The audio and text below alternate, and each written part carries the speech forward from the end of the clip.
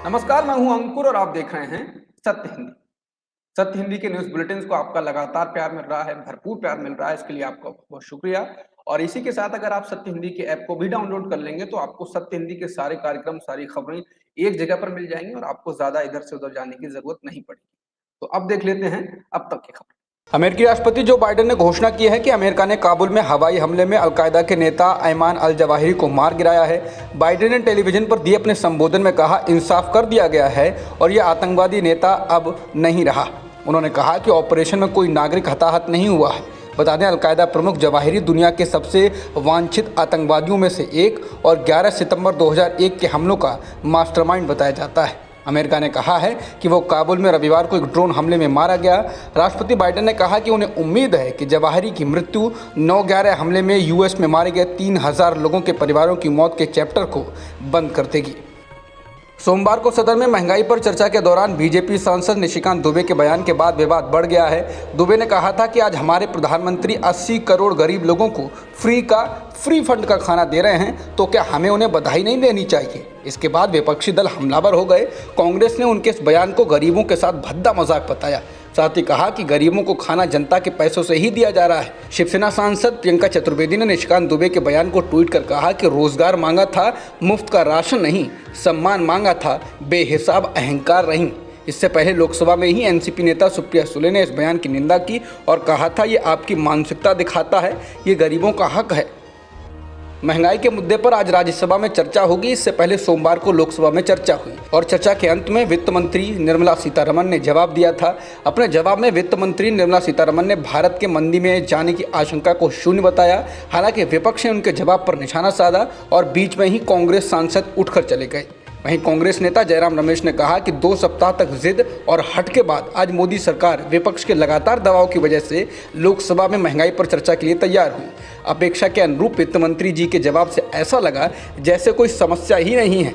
देश भर के लोग वित्त मंत्री जी से असहमत होंगे। कांग्रेस प्रवक्ता सुप्रिया श्रीनेत ने कहा कि वित्त मंत्री के भाषण के बारे में एकमात्र प्रासंगिक और अच्छी बात यह है कि ये अंत में समाप्त हो गया। महुआ मोइत्रा ने कहा कि लोकसभा में चर्चा का विषय मूल्य वृद्धि था, लेकिन कोई माननीय वित्त मंत्री को यह बताना भूल गया। वित्त मंत्री निर्मला सीतारमण ने लोकसभा में कहा कि भारत के मंदी में जाने का कोई सवाल नहीं।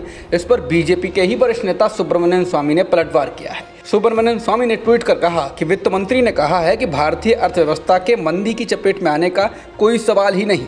स्वामी ने कहा कि वो सही है, क्योंकि भारतीय अर्थव्यवस्था पिछले साल ही मंदी में आ चुकी है, इसलिए मंदी में आने का सवाल ही नहीं उठता। राज्यसभा के सभापति एम वेंकैया नायडू ने सोमवार को वित्त मंत्री निर्मला सीतारमण द्वारा 28 जुलाई को सदन में सोनिया गांधी को लेकर की गई टिप्पणी को हटा दिया है। वित्त मंत्री निर्मला सीतारमण ने अधीर रंजन चौधरी के राष्ट्रपति पर विवादित टिप्पणी को लेकर सोनिया गांधी से माफी मांगने की मांग की थी। राज्यसभा में विपक्ष के नेता मल्लिकार्जुन खड़गे ने कहा कि चूंकि सोनिया गांधी दूसरे सदन के सदस्य हैं, इसलिए राज्यसभा में उनका कोई जिक्र नहीं किया जा सकता। बताया गया है कि इसके बाद सभापति विपक्षी नेताओं के तर्क से सहमत हुए और निर्मला सीतारमण के सोनिया गांधी के संबंध में कहे गए संदर्भ को हटा दिया।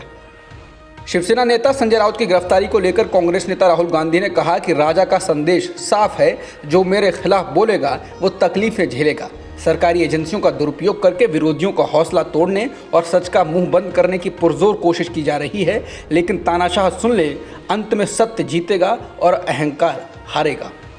कॉमनवेल्थ गेम्स में आज फिर भारतीय खिलाड़ियों से पदक की उम्मीद है। अभी तक भारत के खाते में कुल 9 पदक आ चुके हैं। इनमें से 6 पदक तो अकेले वेट लिफ्टिंग में आए हैं। आज भी भारत के लिए पदक आने पक्के हैं, क्योंकि कई प्रतियोगिताओं में भारत के खिलाड़ी फाइनल में पहुंच चुके हैं और इसके कारण उनके पदक तो पक्के हैं। हालांकि ये देखना होगा कि पदक का रंग कौन सा होगा। वेस्टइंडीज ने दूसरे T20 मैच में भारतीय टीम को हराकर 5 मैचों की सीरीज में 1-1 की बराबरी कर ली। वेस्टइंडीज ने ये मैच 5 विकेट से जीत लिया। बता दें, भारत ने पहले बल्लेबाजी करते हुए 19.4 ओवर में 138 रन ही बनाए, जिसके जवाब में वेस्टइंडीज ने 19.2 ओवर में 5 विकेट खोकर इस लक्ष्य को हासिल कर लिया। अब तक की खबरों में इतना ही। बाकी खबरों के लिए आप बने रह सकते हैं सत्यहिंदी.com के साथ।